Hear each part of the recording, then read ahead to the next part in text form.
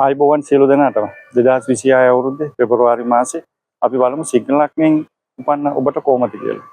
ඉතින් ලස්සන මාසයක් ආදරණීය මාසයක්. හැබැයි මේ සිංහල ලග්නියන්ට පොඩ්ඩක් පරිස්සම් වෙන්න ඕනේ. මොකද අද ඊයේ නෙමේ 2025 මාර්තු 29 ඔවුන්ට අෂ්ටමේ රාෂ්ටකයේ උදා වුණා. අෂ්ටමේ රාෂ්ටකය කියලා කියන්නේ සිංහල ලග්නියන්ට තමන්ගේ 8 වෙනි කොටුවේ මේ වෙලාවේ සෙනසුරු ගමන් කරනවා. මොකද මේක ලැබුවේ මාර්තු 29. එතකොට ඒ රාෂ්ටකයක් එක්ක තමයි මේක අදී එකක් නෙමෙයි මේක කලින් තිබ්බ ඒ රාෂ්ටකයක්. එතකොට 8 වෙනි චන්ද්‍රය ඉන්නවනම් ලග්නගත වෙලා චන්ද්‍රය ඉන්නවනම් මතක තියාගන්න ඒ රාෂ්ටක දෙකක් ඔබට ඉදලා තියෙනවා. එහෙනම් ඔබ සිංහල ලග්නියෙක් විදියට මේ මාසෙ මේ 2027 සැප්තැම්බර් වෙනකම් ඔබට මේ සෙනසුරු ඒ රාෂ්ටකයේ ක්‍රියාත්මක වෙන නිසා විශේෂයෙන්ම ආගමික කටයුතු යහපත් කටයුතු හොඳ කටයුතු සිදු කර ගැනීම ඔබේ වගකීමයි.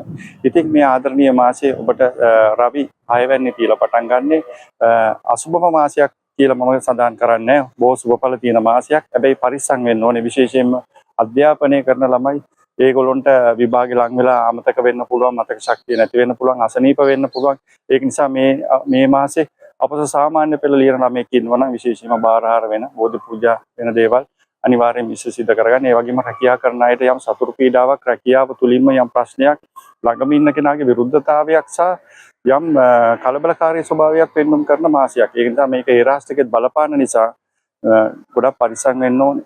මොකද තමන් ආයතන ප්‍රධානීන් එක ගනුදෙනු කරද්දී යටින් ඉන්න සේවකයෙක් ගනුදෙනු කරද්දී පරිස්සමෙන් වැඩ කරගන්න ඕනේ. යම් කෙනෙක් විදේශගත වෙලා ඉන්නවා නම් ඒක ඒ රාෂ්ට්‍රකයේ ප්‍රතිඵලයක් කියලා අපිට කියන්න පුළුවන්.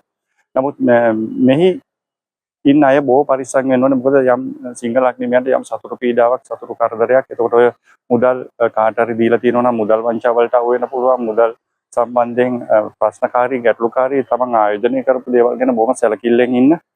ඒ වගේ දේවල් කරන්න ඕන මාසයක්. හැබැයි මතක තියාගන්න මම මේ කියන්නේ පොදු පලාපලයක්, හරි පලාපලේ නම් ඔබ ජෝතිෂවේදියෙක් ලබා පරීක්ෂා කරගන්න ඕනේ.